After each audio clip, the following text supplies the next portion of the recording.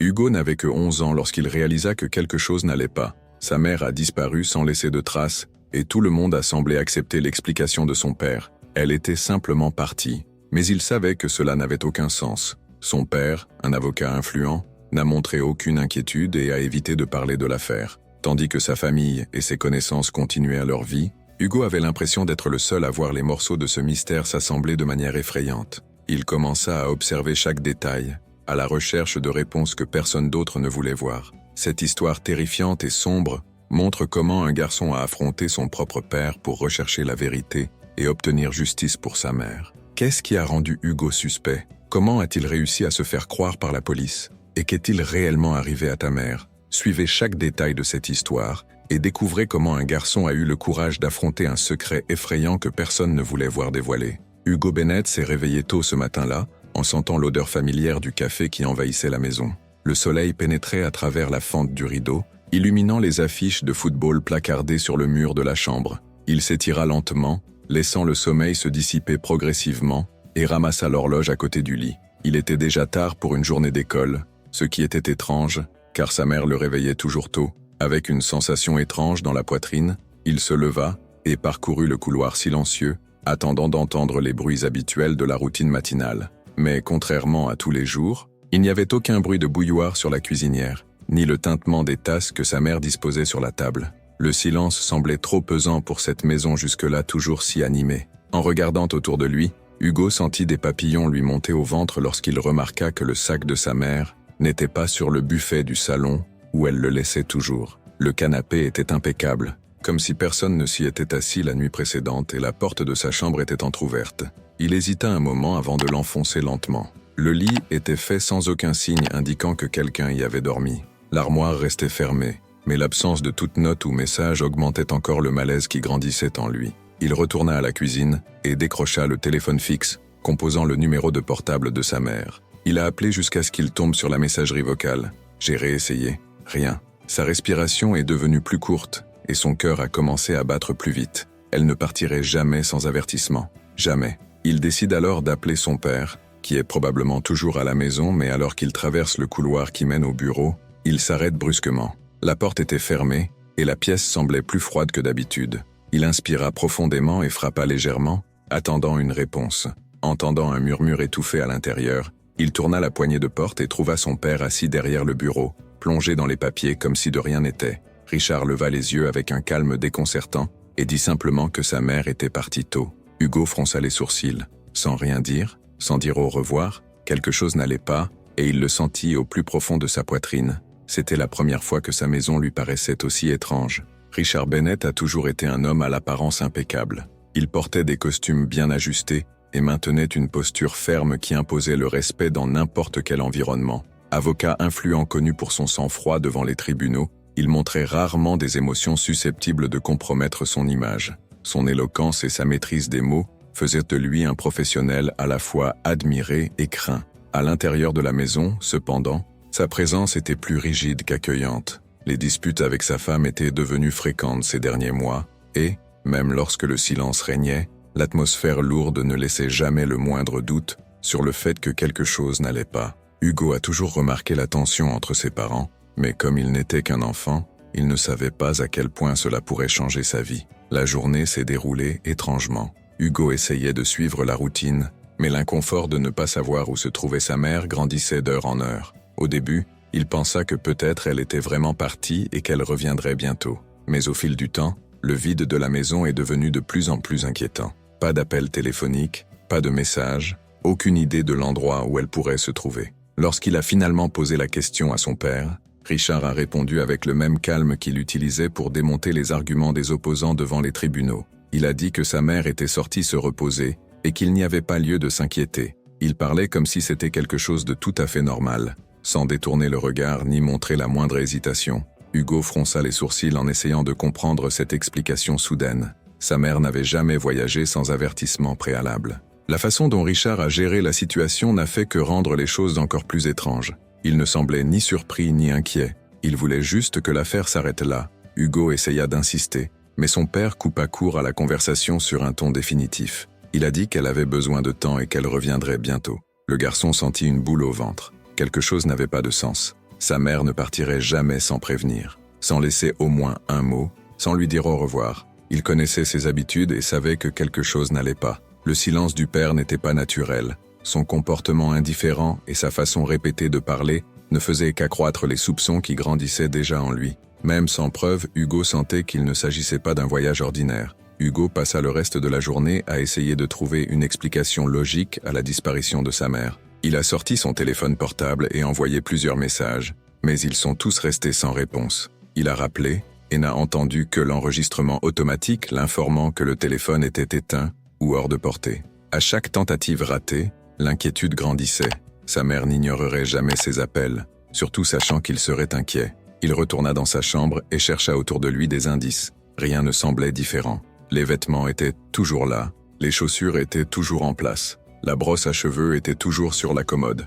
Si elle avait vraiment voyagé, pourquoi n'avait-elle rien emporté? Une fois de plus, il se rendit au bureau de son père, déterminé à obtenir des réponses. Richard restait impassible, sans quitter des yeux les papiers étalés sur la table. Il répéta avec le même calme forcé que la mère de Hugo voulait juste passer du temps seule. Il a dit qu'elle était fatiguée, dépassée et qu'elle avait besoin de respirer. Il a ajouté qu'il valait mieux respecter cet espace et cesser d'insister. La froideur de la voix de son père fit frissonner Hugo. Il y avait quelque chose qui clochait dans cette explication. Sa mère ne le quitterait jamais sans avertissement, et encore moins ignorerait ses tentatives pour le contacter. De plus, lorsqu'elle était fatiguée, elle ne s'enfuyait pas. Il buvait juste une tasse de thé et se reposait pendant quelques heures. Le souvenir de ses dernières conversations avec sa mère lui revint. Son mariage avec Richard était en ruine depuis longtemps. Les bagarres devenaient fréquentes et il savait que sa mère n'en pouvait plus. Quelques jours auparavant, elle s'était assise avec lui dans le salon et lui avait dit en termes très explicites qu'elle voulait divorcer.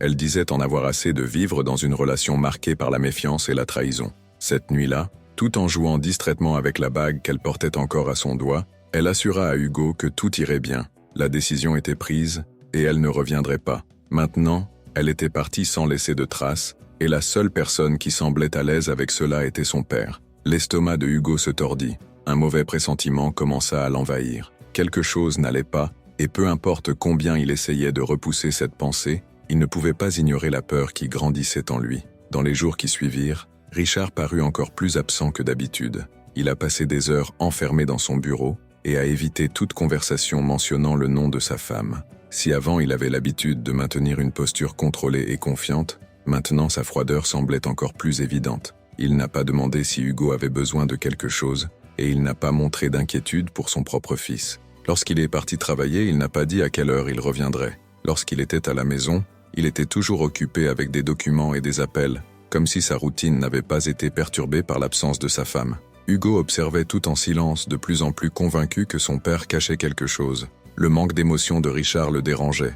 Si sa mère avait réellement quitté la maison pour passer un moment seul, pourquoi ne montrerait-il pas d'inquiétude? Pourquoi n'ai-je pas essayé de la contacter ou même d'en parler? Une nuit, Hugo veilla tard et entendit des pas lourds dans le couloir. Il se releva lentement et regarda par la fente de la porte. Il vit son père debout dans le salon, fixant un point indéfini. Son visage était immobile et son regard lointain, comme si son esprit était pris au piège dans une réflexion profonde. Pendant un instant, Hugo faillit demander si tout allait bien, mais quelque chose le fit reculer. Le silence dans cette maison semblait déjà trop chargé.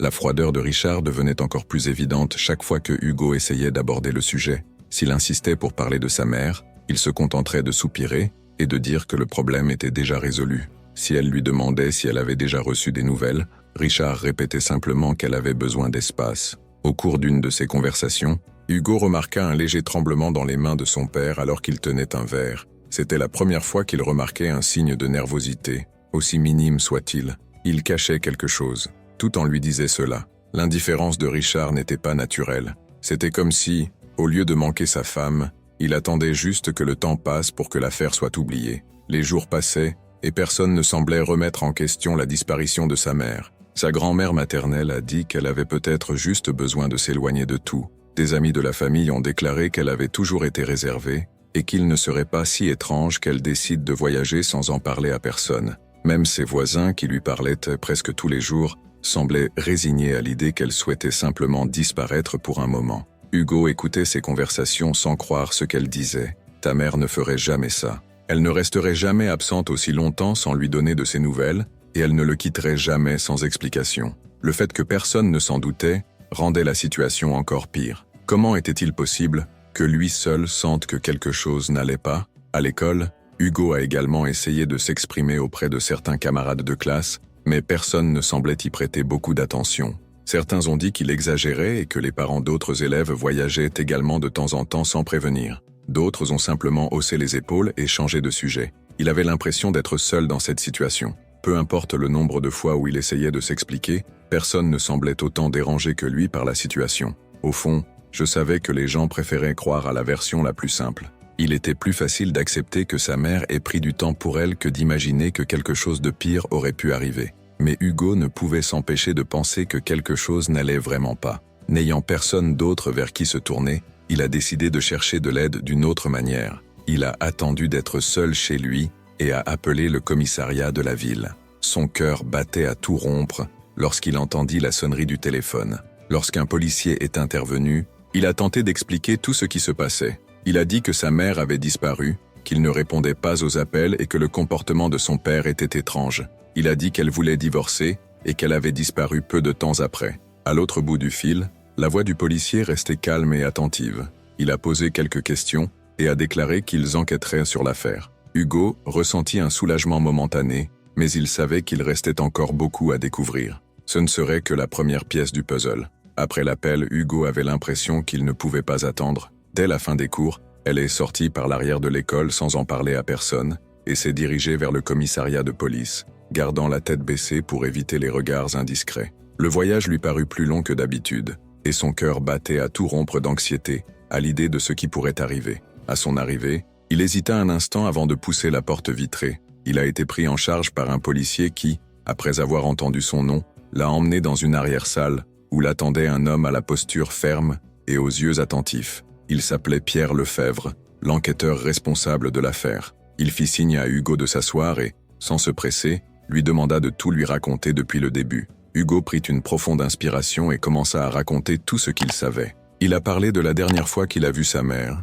des messages non lus, des appels restés sans réponse et du comportement étrange de son père. Il a dit que Richard ne semblait pas du tout inquiet et qu'il avait insisté sur le fait que sa mère voulait juste du temps pour elle. Pierre écoutait attentivement, sans interrompre, se contentant d'écrire quelques détails dans un cahier. À un moment donné, il a demandé si Hugo se souvenait de quelque chose qui pourrait indiquer un danger possible avant sa disparition. Le garçon hésita un moment, avant de dire que sa mère voulait divorcer et qu'elle avait déjà pris cette décision il y a quelque temps. L'enquêteur fronça les sourcils en entendant cela et posa quelques questions supplémentaires sur le comportement du père avant et après sa disparition. La conversation dura plus longtemps que prévu, et pour la première fois, il eut l'impression que quelqu'un l'écoutait vraiment et essayait de l'aider. Alors que le ciel commençait à s'assombrir, Pierre décida qu'il valait mieux ramener Hugo chez lui avant que Richard ne soupçonne quoi que ce soit. En chemin, il a expliqué qu'il devait agir avec prudence et qu'une enquête formelle prendrait du temps. Il a déclaré qu'à partir de ce moment, les deux hommes devaient trouver un moyen de communiquer sans éveiller les soupçons. Il a arrêté la voiture au coin de la rue, loin de la maison, et lui a remis une carte avec un numéro de téléphone. Il a demandé à Hugo d'envoyer des messages courts s'il découvrait quelque chose de nouveau et de faire attention à ne pas attirer l'attention de son père. Le garçon descendit de la voiture, traversa le jardin et entra sans faire de bruit. Le bureau de Richard était toujours éclairé. Le son du clavier remplissait le silence de la maison. Hugo franchit la porte du bureau, mais son père ne leva même pas les yeux pour remarquer qu'il était parti. Cette indifférence ne faisait que renforcer ce qu'il ressentait déjà. Quelque chose n'allait vraiment pas. Les jours suivants, Hugo attendit avec impatience des nouvelles du cas de sa mère. Chaque fois que son téléphone portable vibrait, il décrochait l'appareil dans l'espoir d'un message de Pierre, mais il s'agissait presque toujours de notifications non pertinentes. La police avait ouvert une enquête, mais sans preuve concrète, elle n'a pas pu avancer comme il l'espérait. Pierre a clairement indiqué qu'il devait agir avec prudence, car Richard était un avocat influent et toute décision précipitée pourrait tout gâcher. Hugo comprenait, mais il ne pouvait cacher sa frustration. Sa mère était toujours portée disparue et rien ne semblait changer. Les gens autour de lui continuaient à vivre leur vie normalement, tandis qu'il se sentait piégé dans un mystère que lui seul semblait vouloir résoudre. Un jour, pendant les récréations, Hugo sortit respirer un peu et en profita pour appeler Pierre. L'enquêteur a répondu à la deuxième sonnerie, comme s'il attendait déjà son appel. D'une voix ferme, il dit qu'il faisait tout ce qu'il pouvait, mais qu'il n'y avait toujours rien de suffisamment solide pour affronter Richard. Il a expliqué qu'ils avaient tenté de retrouver le téléphone portable de la mère de Hugo, mais que l'appareil était éteint depuis le jour de sa disparition. Ils ont également déclaré qu'il n'y avait eu aucune transaction bancaire récente, ce qui indiquait qu'elle n'utilisait pas ses cartes. Hugo sentit un nœud dans son estomac en entendant cela. Si votre mère avait vraiment quitté la maison toute seule, comme Richard l'a dit, pourquoi n'a-t-elle pas emporté son téléphone portable avec elle? Pourquoi n'avez-vous pas retiré d'argent ni effectué d'achat? Chaque nouvelle pièce de ce puzzle ne faisait que rendre tout plus étrange. En rentrant chez lui cet après-midi-là, Hugo remarqua que Richard était plus calme que d'habitude. Il passa devant lui sans rien dire et se dirigea vers le bureau en verrouillant la porte derrière lui. Hugo resta immobile un moment à regarder cette scène et sentit un frisson lui parcourir le dos. Il a sorti son téléphone portable et a tapé un rapide message à Pierre, lui faisant savoir que quelque chose n'allait pas. Quelques minutes plus tard, il a reçu une courte réponse, lui disant de rester calme et attentif à tout comportement inhabituel de la part de son père. Hugo prit une profonde inspiration et essaya d'agir normalement, mais l'agitation ne quittait pas sa tête. Si la police n'avait pas de preuves sur lesquelles agir, il devrait trouver quelque chose par lui-même. L'anxiété rongeait Hugo de l'intérieur. La police a fait de son mieux, mais sans preuves concrètes, l'enquête semblait au point mort. Il savait qu'il devait faire quelque chose et que s'il attendait trop longtemps, il ne découvrirait peut-être jamais ce qui était réellement arrivé à sa mère. C'est alors qu'en voyant la voiture de Richard garée dans le garage, il eut une idée. Son père quittait rarement son ordinateur, plongé dans ses papiers et ses appels téléphoniques, ce qui signifiait que c'était le moment idéal pour enquêter. Il regarda par la fenêtre de la maison et vit que le bureau était toujours fermé. Il inspira profondément et s'approcha du véhicule, en essayant de ne faire aucun bruit, en ouvrant la porte. La forte odeur de cuir lui remplit les narines alors qu'il monta sur le siège du conducteur et commença à chercher tout ce qui pourrait être un indice. Il commença par fouiller le coffre, mais ne trouva que quelques papiers froissés et un dossier contenant de vieux documents. Puis, il se pencha pour regarder sous les sièges, passant sa main dans l'espace restreint, sentant la poussière et les petits débris qui s'accumulaient au fil du temps. Rien ne semblait suspect. Il ouvrit la console centrale, regarda dans les compartiments latéraux et vérifia même le tapis pour voir si quelque chose y était tombé. Mon cœur accélérait à chaque seconde, car je savais que Richard pouvait apparaître à tout moment. Finalement, il ouvrit la boîte à gants et n'y trouva que des manuels de voiture, quelques feuilles de papier volantes et un stylo sans capuchon. Frustré, il soupira et s'adossa au banc. Peut-être qu'il s'accrochait simplement à de vides espoirs. Alors qu'il était sur le point d'abandonner, il décida d'ouvrir à nouveau la boîte à gants. Au moment où il a retiré le couvercle, une photo a glissé et est tombée sur le plancher de la voiture. Hugo fronça les sourcils et prit le papier, analysant soigneusement l'image. C'était une maison qu'il n'avait jamais vue auparavant. Le bâtiment avait l'air vieux,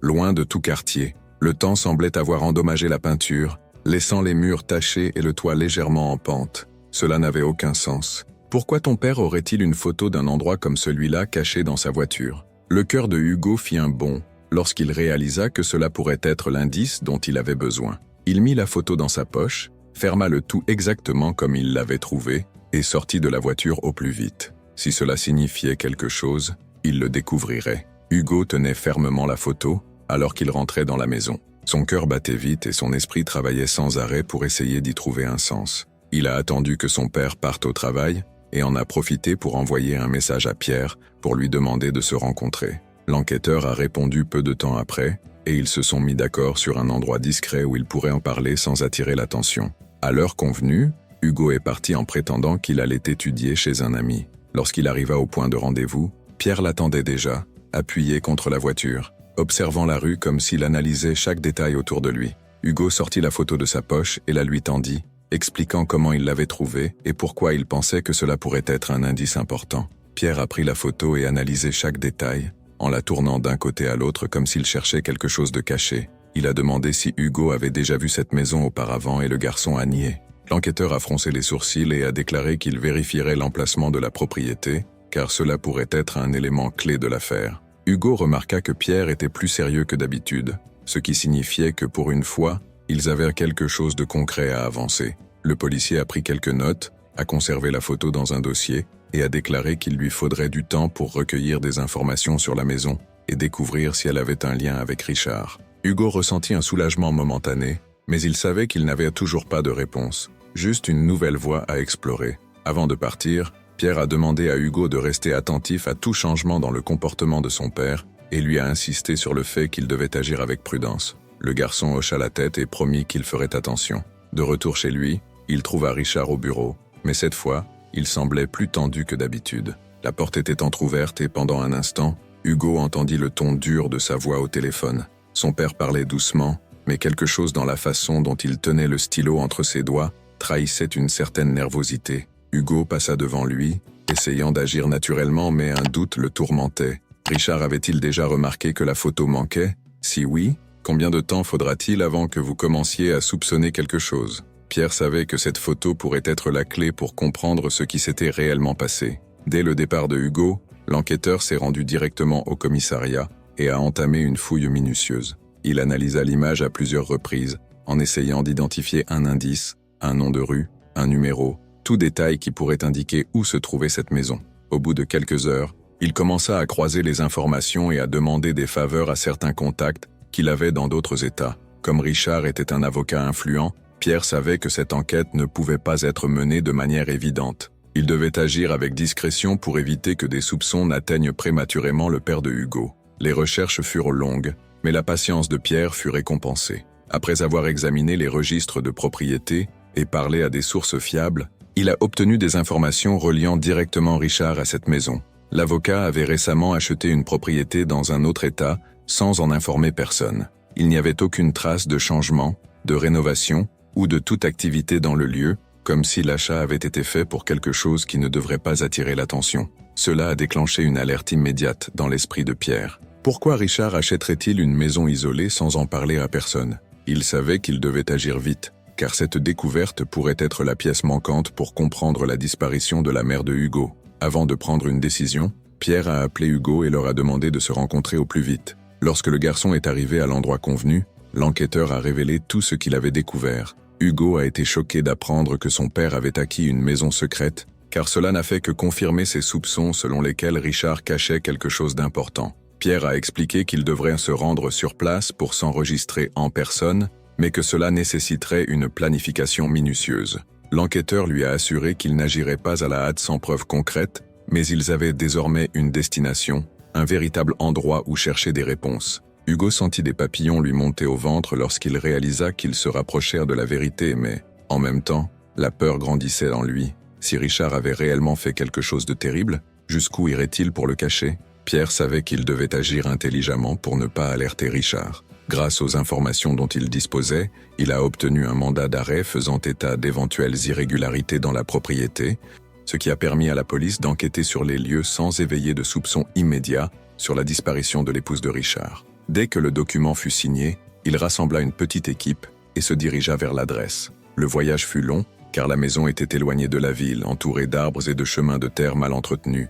Quand ils sont finalement arrivés, l'endroit semblait encore plus étrange que sur la photo. La peinture s'écaillait sur les murs, les fenêtres étaient fermées, comme si personne n'était là depuis longtemps, et un vent froid faisait s'accumuler des feuilles sèches dans la cour. L'équipe est descendue des voitures et s'est dirigée prudemment vers l'entrée principale. Pierre déverrouilla la porte et fit le premier pas à l'intérieur. L'odeur de moisissure et de poussière remplissait la pièce, indiquant que personne n'y vivait depuis un certain temps. Il y avait peu de meubles et semblait avoir été placés au hasard, comme si quelqu'un avait organisé l'espace sans avoir l'intention de l'utiliser. Une table en bois pleine de marques et un canapé contre le mur étaient les seuls objets présents dans la pièce. L'enquêteur a regardé autour de la pièce, à la recherche de quelque chose qui sortait de l'ordinaire. Au sol, de petites traces semblaient indiquer que certains meubles avaient été récemment déplacés. Il se rendit à la cuisine et trouva un réfrigérateur débranché, vide à l'intérieur. Les placards étaient également pratiquement vides, juste quelques cartons empilés dans un coin. Ce qui a le plus retenu l'attention, c'est l'absence d'objets personnels. Il n'y avait aucun vêtement, aucune photo ou quoi que ce soit suggérant que quelqu'un y ait réellement vécu. Alors qu'il fouillait les chambres, un détail commença à inquiéter Pierre. Le parquet craquait à certains endroits, mais à d'autres, il semblait plus ferme que prévu. Alors qu'il se penchait pour regarder de plus près, il remarqua qu'une partie du sol présentait un petit espace entre les planches, comme si quelque chose était caché en dessous. Il a appelé l'un des policiers et lui a demandé de l'aider à enlever le tapis qui recouvrait cette zone. Dès qu'ils l'ont tiré, ils ont trouvé une poignée métallique à peine perceptible. Pierre tenait le morceau et tirait fort. Un couvercle en bois se souleva, révélant un escalier étroit qui descendait dans une cave sombre. L'enquêteur a pris la lampe de poche et a pris une profonde inspiration avant de faire le premier pas. Quelque chose lui disait que la réponse à ce mystère se trouvait là-bas. Pierre descendit les escaliers lentement, sentant l'air devenir plus lourd à chaque pas. L'obscurité du sous-sol semblait avaler la faible lumière de la lampe de poche, ne révélant que de vagues formes tout autour. L'odeur était épaisse et désagréable, un mélange d'humidité et de quelque chose qu'il ne voulait pas identifier trop tôt. L'espace était exigu, avec des murs en béton tachés par les intempéries et un sol en terre battue. Certaines boîtes étaient empilées dans un coin couvert de poussière et de toiles d'araignée, comme si personne n'y avait touché depuis longtemps. L'enquêteur a passé la lampe de poche dans la pièce et a remarqué d'étranges marques sur le sol, comme si quelque chose de lourd y avait été traîné. Le froid le long de sa colonne vertébrale s'intensifia lorsque son regard s'arrêta sur un endroit spécifique au fond du sous-sol, où une parcelle de terre semblait plus sombre et plus irrégulière que le reste. Il a appelé les policiers qui l'accompagnaient et leur a indiqué les lieux.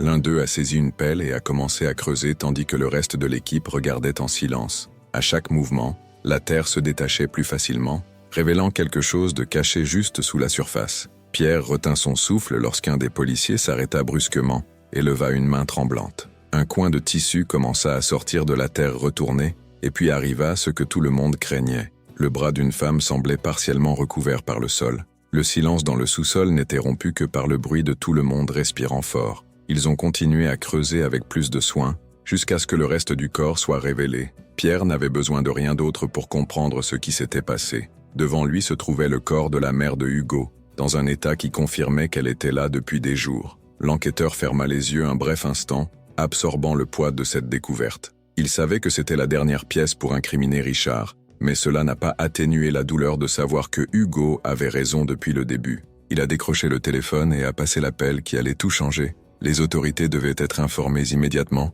et Richard devrait répondre de son crime. Alors que l'équipe commençait à boucler la zone, Pierre a ressenti une oppression dans sa poitrine en pensant au garçon qui lui avait fait confiance pour découvrir la vérité. Comment allait-il annoncer cette nouvelle à Hugo ? Comment quelqu'un d'à peine 12 ans pourrait-il gérer une perte pareille ?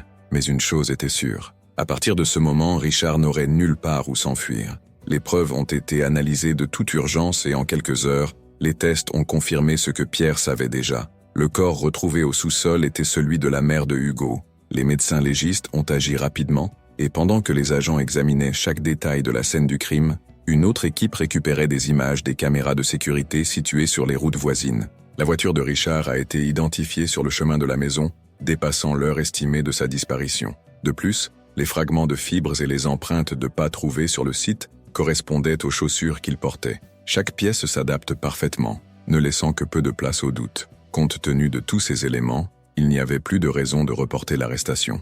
En fin d'après-midi, Pierre reçut la commande qu'il attendait. Richard Bennett a été officiellement accusé de meurtre et sera immédiatement placé en garde à vue. La voiture s'est arrêtée devant la maison de Richard peu après la tombée de la nuit. Hugo, assis sur le canapé du salon, sentit des papillons lui monter au ventre, en voyant les lumières rouges se refléter dans les fenêtres. Le bruit de coups fermes à la porte résonna dans toute la maison, puis la voix ferme de Pierre annonça que Richard devait partir. L'homme apparut dans le couloir, ajustant les manches de sa chemise, gardant une expression rigide, comme s'il n'arrivait pas à croire ce qui se passait. 2 policiers sont entrés et l'ont menotté sans laisser place à une discussion. Hugo resta immobile, observant la scène sans pouvoir détourner le regard. Pour la première fois, il voyait son père perdre le contrôle. Richard n'a pas essayé de se défendre, il n'a pas posé de questions. Il a juste regardé son fils pendant quelques secondes avant d'être emmené. Hugo maintint son regard sans cligner des yeux. Je savais que je n'oublierais jamais cette expression froide et impénitente.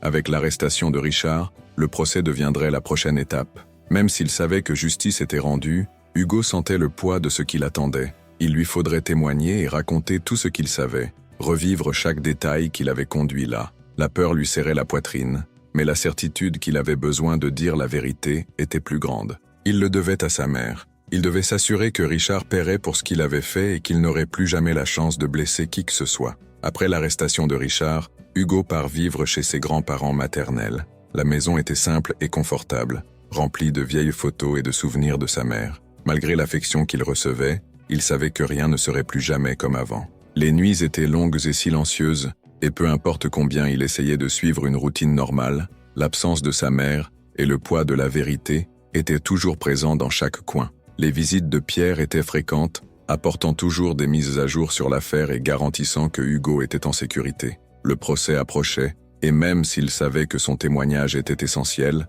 il ne pouvait s'empêcher d'avoir peur. Affronter son propre père au tribunal ne serait pas facile, mais il avait déjà pris sa décision. Il dirait tout ce qu'il savait et s'assurerait que Richard paie pour ce qu'il a fait. Le jour de l'audience, Hugo avait déjà 12 ans.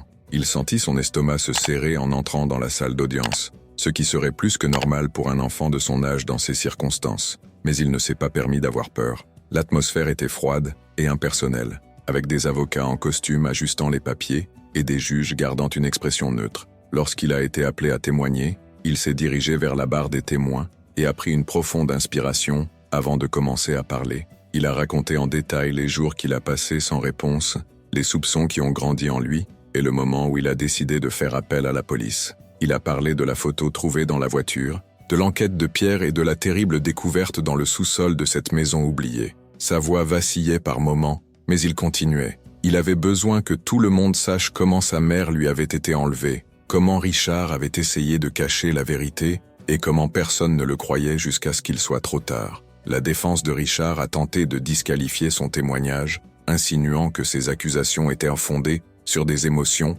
et non sur des faits. Ils ont essayé de prétendre qu'un garçon de 12 ans ne pouvait pas être sûr de ce qui s'était réellement passé, mais les preuves étaient irréfutables. Les images des caméras de sécurité, les enregistrements de l'achat de la maison, les preuves trouvées sur place et le corps de sa mère enterré dans le sous-sol ont démonté toute argumentation. À la fin du procès, le verdict a été annoncé. Richard a été condamné à 25 ans de prison pour meurtre avec préméditation. Hugo sentit un poids se détacher de ses épaules, mais il savait que la douleur ne disparaîtrait jamais complètement. Il avait perdu sa mère, il avait perdu sa famille, mais au moins, il avait obtenu justice. Et c'était tout ce qui comptait à ce moment-là. Les années ont passé, mais l'histoire de Hugo n'a jamais été oubliée.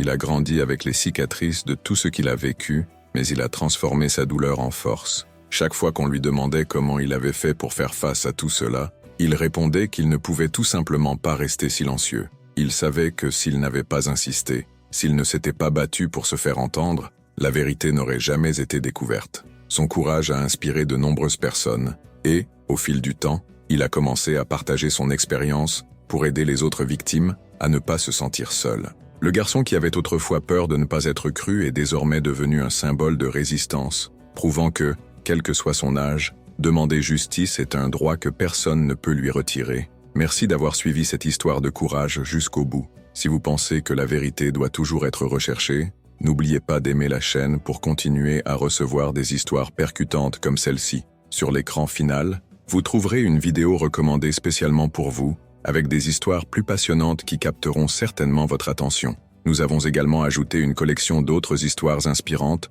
pour que vous puissiez en profiter. Cliquez simplement sur l'écran et continuez ce voyage d'émotion et de réflexion. Rendez-vous dans la prochaine vidéo avec d'autres histoires qui pourraient vous surprendre et vous inspirer.